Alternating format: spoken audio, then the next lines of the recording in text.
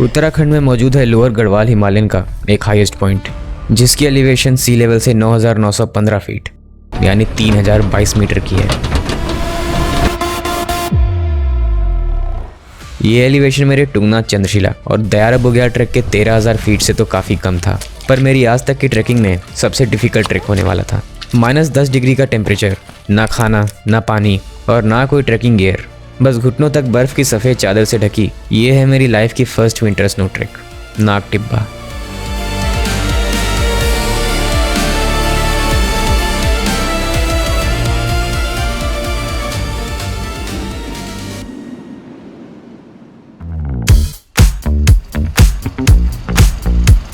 नाग टिब्बा पहुंचने के लिए हमारी जर्नी शुरू होती है देहरादून से।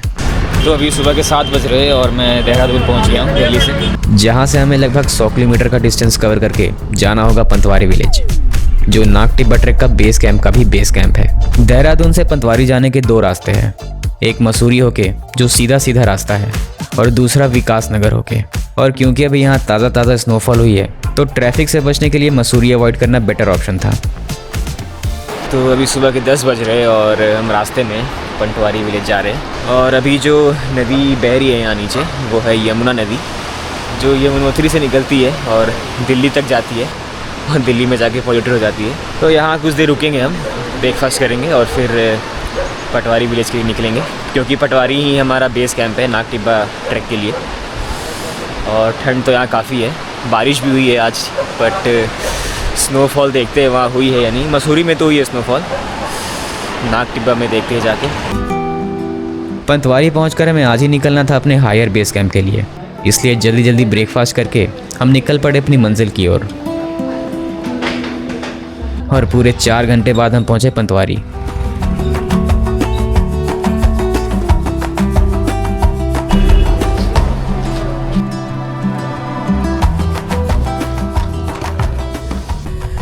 तो हमारी ट्रैकिंग स्टार्ट हो गई है पंतवारी विलेज से। हम यहाँ कुछ देर रुके थे, फ्रेश वगैरह हुए, लंच किया और फिर 1 घंटे रुक के हम अपनी ट्रैकिंग स्टार्ट कर दिया है। पंतवारी से हम अभी बेस कैंप तक जाएंगे, जो यहाँ से पंतवारी विलेज से 4-5 किलोमीटर का ट्रैक है। फिर बेस कैंप पे आज हमारा नाइट स्टे होगा, फिर रात को 2 बजे हम निकलेंगे नाग टिब्बा समिट के लिए। नाग टिब्बा मेरी लाइफ का 5वां ट्रैक है और इस साल का पहला ट्रैक, जो मैंने देहरादून टू देहरादून बुक किया सिर्फ 2000 में। तो बेस कैंप के लिए जो मैंने अभी ट्रैक स्टार्ट किए वो थोड़े स्टीप है और रास्ते भी थोड़े पथरीले हैं, प्रॉपर बने नहीं हुए।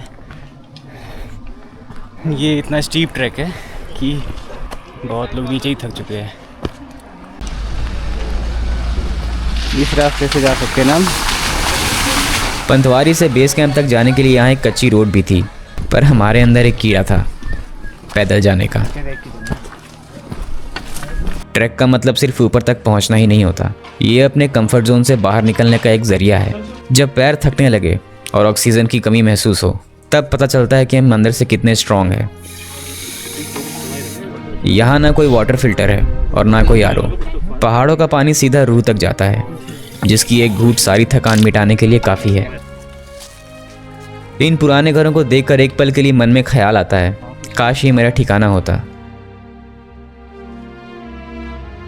सुबह की धूप और पहाड़ों का सन्नाटा, शहरों की भीड़ से काफ़ी दूर, पर फिर याद आती है यहाँ के लोगों की वो कड़ी मेहनत।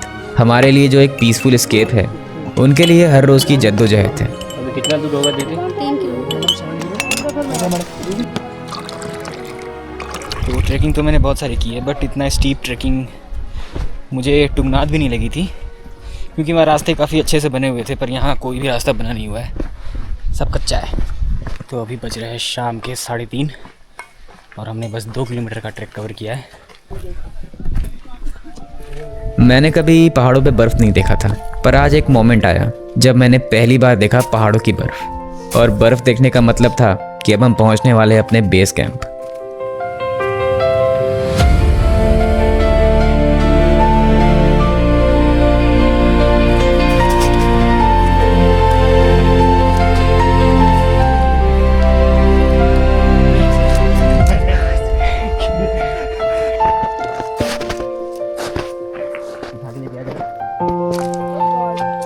दिन भर की धूप ने रास्तों की बर्फ को पिघलाकर कीचड़ बना दिया था, पर हमारा कैंप यहाँ पे सबसे टॉप पे था, इस कीचड़ से दूर। तो फाइनली हम पहुंच गए अपने बेस कैंप पे, और बेस कैंप हमारा भरा पड़ा है पूरा फ्रेश स्नो से।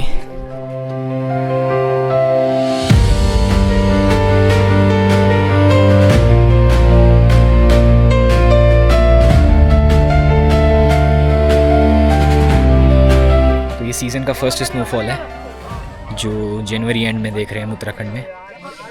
कौन सा वाला टेंट चूज़ किया है? ये वाला है अपना, ये वाला। इधर इतना कोने में क्यों लिया? इधर लिखता ना सन। हम लड़के हम साइड में रहेंगे तो ज़्यादा अच्छा रहेगा, सबके लिए भी शांति रहेगी। पूरे 5 किलोमीटर की वो खड़ी चढ़ाई चढ़ने के बाद भूख तो लगनी ही थी, तो हमें मिले ये गर्मा गर्म पकौड़े चाय के साथ, जिसे हमने खाया सनसेट देखते हुए।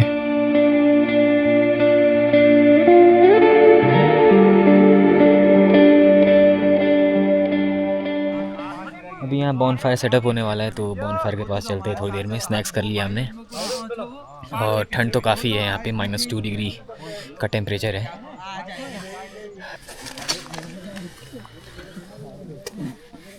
पूरे दिन पथरीले और कीचड़ भरे रास्तों पे चलने के बाद इन जूतों को उतारने में एक अलग ही सुकून मिला। अंदर रखिए, साले सुबह उठेगा तो बचेगा नहीं जूता। ऐसे लगा दे।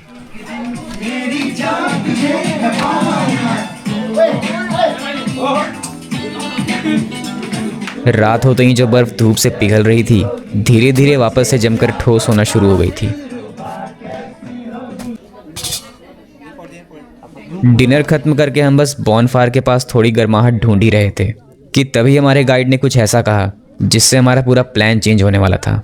हम थोड़ा लेट जाने वाले हैं, ठीक है, और जो हमें अभी इंफॉर्मेशन मिल रही है उसके हिसाब से कल समिट में पहुंचना थोड़ा डिफिकल्ट होगा ड्यू टू स्नो आपको काफ़ी हद तक मिलेगी। हम जाएंगे जहां तक, हम कोशिश करेंगे आगे जाने की, सबको ले जाने की। जहां पे गाइड बोलेगा इसके आगे जाना डिफिकल्ट है, हमारे लिए जाना मतलब फ़ायदेमंद नहीं है, नुकसानदेह होगा, रिस्की होगा, तो वहाँ से हम समिट से वहीं से वापसी कर लेंगे, ठीक है। और अभी रात के 10 बज रहे हैं और हम अपने अपने कैंप में आ गए सोने के लिए। उन्होंने स्लीपिंग बैग दिया हुआ है।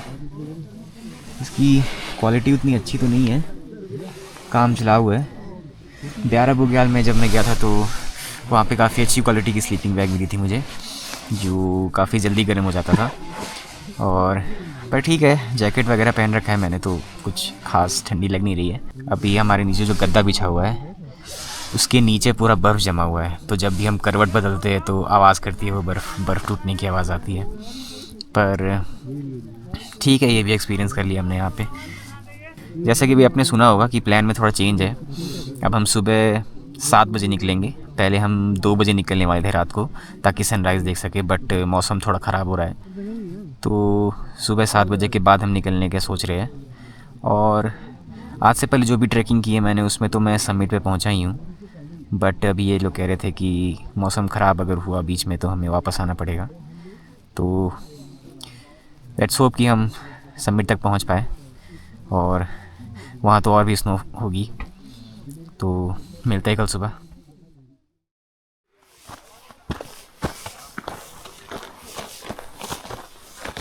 सुबह के ठीक 6 बजे हमने स्टार्ट की अपनी समिट ट्रैक, जब हर तरफ सिर्फ अंधेरा था और एक गहरी खामोशी।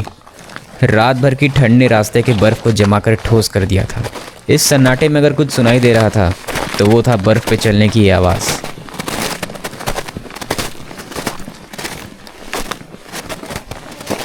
ये क्रशिंग साउंड इतनी सेटिस्फाइंग थी कि मन कर रहा था बस चलते जाऊं। अब धीरे धीरे आसमान में रोशनी बढ़ रही थी, पर शायद बादलों ने सूरज की किरणों को रोक रखा था। लेकिन सनराइज से पहले का ये ब्लू आर काफ़ी सुकून दे रहा था। ऐसा ब्लू आर मोमेंट मैंने आज तक सिर्फ वैम्पायर मूवीज़ में देखा था, वो ट्विलाइट वाली ठंडी और मिस्टीरियस वाइब।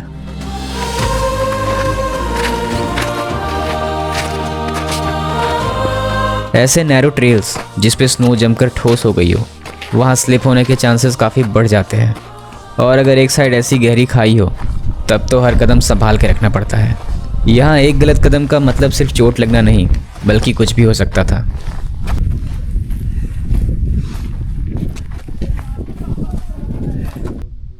बेस कैंप से नागटिब्बा समिट का डिस्टेंस सिर्फ 5 किलोमीटर है, जो सुनने में शायद कम लग रहा हो, पर बर्फ़ की ये मोटी परत इसे और चैलेंजिंग बना रही थी।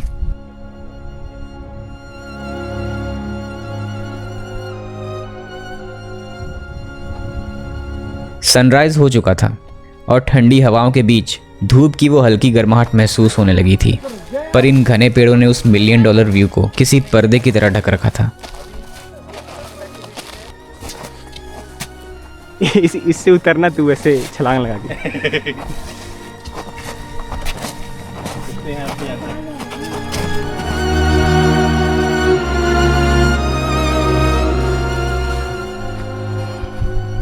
अभी 1 किलोमीटर और बचा है हमारा और बर्फ़ काफ़ी गहरा हो गया है यहाँ पे।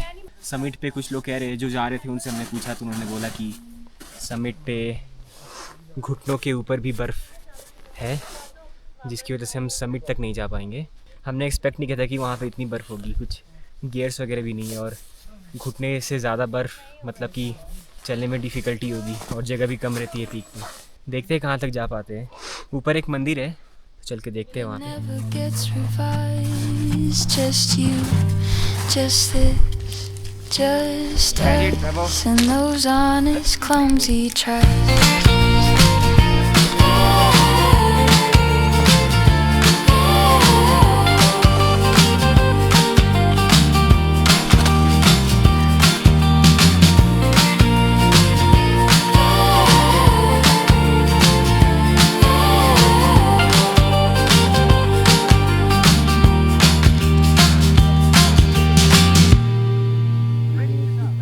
4 घंटे की ट्रैक के बाद फाइनली हम पहुंचे उस जगह जहां था नाग देवता का मंदिर।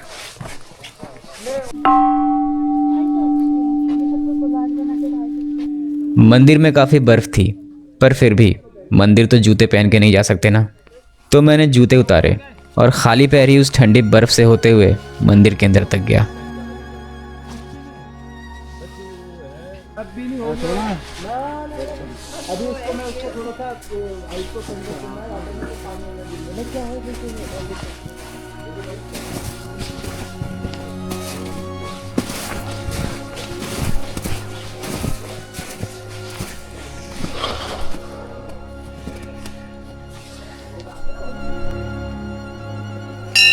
अपने आप को इतना पुश किया है, बहुत बढ़िया आपने ट्रैक मारा है, आपने यहाँ पहुँचे हैं। आपको सबसे बड़ी बात है यहाँ पे प्रभु जी के दर्शन हो रहे हैं, आशीर्वाद मिल रहा है, ये बहुत बड़ी बात है।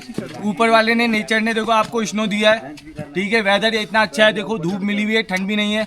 बाकी लोग आए यहाँ पे, सूखे पहाड़, गंजी पहाड़ियाँ, सूखा, है ना भाई। अभी देखो आपको इतना कुछ दे दिया, अब उसके बाद जबरदस्ती बोलोगे लालच, तो लालच क्या है, बुरी बला है, ज्यादा लालच भी नहीं होना चाहिए ना, ठीक है ना। नेक्स्ट टाइम करने का मौका मिलेगा, डेफिनेटली नेक्स्ट टाइम करेंगे, राइट। कोई बात नहीं, वो भी पता चलेगा थोड़ी देर, ठीक है। 3 बारी हो गई। तो अब हम जा रहे हैं समिट की ओर, जहाँ पे घुटनों से भी ज़्यादा गहरी बर्फ भरी हुई है, पर देखते हैं। गाइड का कहना गलत नहीं था, पर मेरा दिल ये मान नहीं रहा था यहाँ तक आने के लिए इतना झेला, और अब जब मंजिल सिर्फ 2 किलोमीटर दूर है तो पीछे हट जाऊं, ऐसा तो मैंने कभी नहीं किया और ना ही आज करने वाला था। पर दिक्कत ये थी कि अब हमारे पास ना पानी था और ना खाना, और थकान तो मुझे मेरे आंखों के सामने ही दिख रही थी। ये 80 डिग्री इंक्लाइंड स्लोप।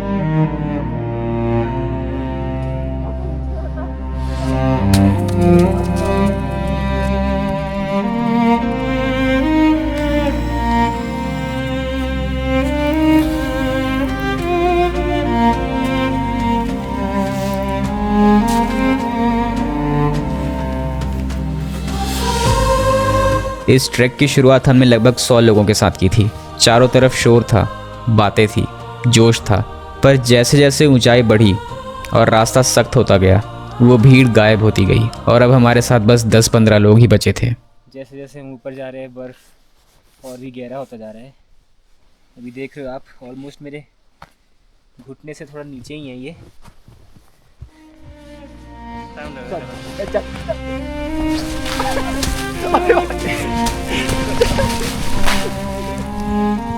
जब आपकी बॉडी 2 दिन के ट्रैक से पहले ही टूट चुकी हो तब असली चैलेंज शुरू होता है। भूख बहुत लग रही है भाई। प्यास इतनी थी कि गले में कांटे चुभ रहे थे, तो रास्ते की बर्फ उठाकर गला गीला कर लिया, पर इस भूख का तो कुछ नहीं कर सकता।